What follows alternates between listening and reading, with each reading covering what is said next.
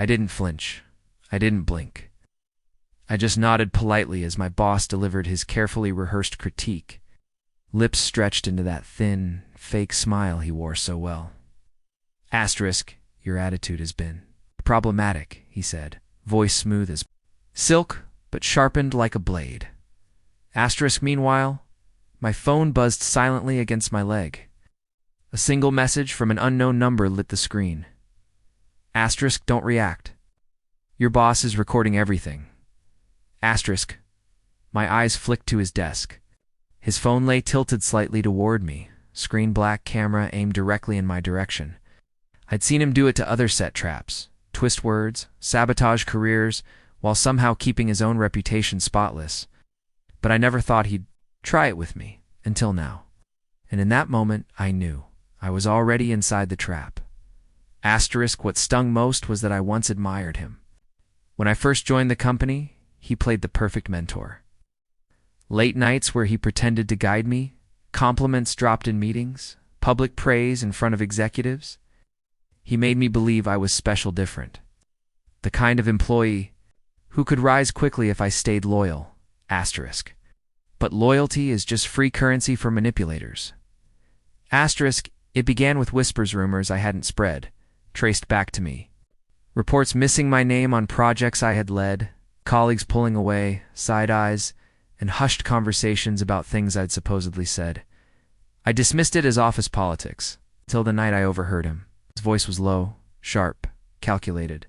He was feeding another manager lies about me, painting me as unstable, untrustworthy. Asterisk, that's when I realized he hadn't been grooming me for success.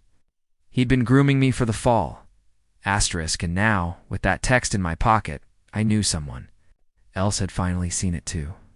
Someone inside was warning me. Asterisk, I felt anger rise, hot and dangerous, but I didn't let it show.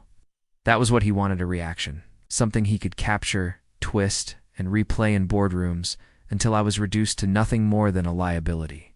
So I smiled, calm, unbothered.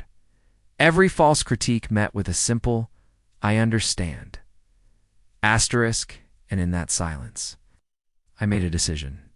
Asterisk, if he wanted a performance, I would give him one, but not the one he expected. Asterisk, for weeks, I became a shadow. Every interaction with him, I documented. Every email, I archived. Every colleague he tried to poison against me. I spoke to directly disarming his lies with clarity and kindness. Asterisk, then I went deeper. I studied him, his patterns, his rhythms. His traps always followed the same cycle: isolate, manipulate, report. He'd been doing it for years. No one had ever stopped him because no one ever had proof. I was going to change that. I bought a pen camera, small, unnoticeable. Recorded our conversations, his contradictions, his subtle threats. The first time I caught him on tape telling me to adjust the numbers so they looked better, I knew I had enough to destroy him. But I didn't rush. Patience is the sharpest blade. Asterisk, I waited. I let the evidence build until it was undeniable.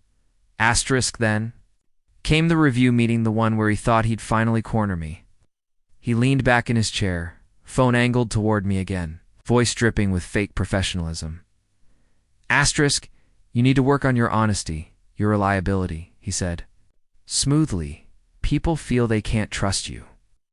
Asterisk, I nodded, steady. I understand. Asterisk, he smiled, confident the recording was painting him as calm and measured while I appeared weak. Asterisk, that's when I pulled out my phone. Asterisk, actually, I said softly, I'd like to record this too. It's for accuracy. Asterisk, his smile froze. His hand twitched toward his desk phone, but it was too late. I pressed play from my speaker. His own voice filled the room. Asterisk, just adjust the numbers. No one will check. If anyone asks, I'll back you up. His face drained of color. Another clip. His laugh. Asterisk, don't worry. I've ruined better reputations than yours. Asterisk, clip after clip played his traps, his threats, his lies, his own words weaponized against him. Asterisk, he lunged for his phone.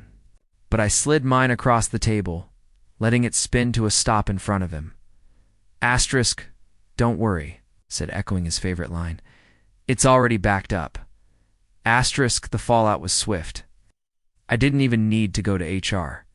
By the time the board received the files, half the department had already written statements against him.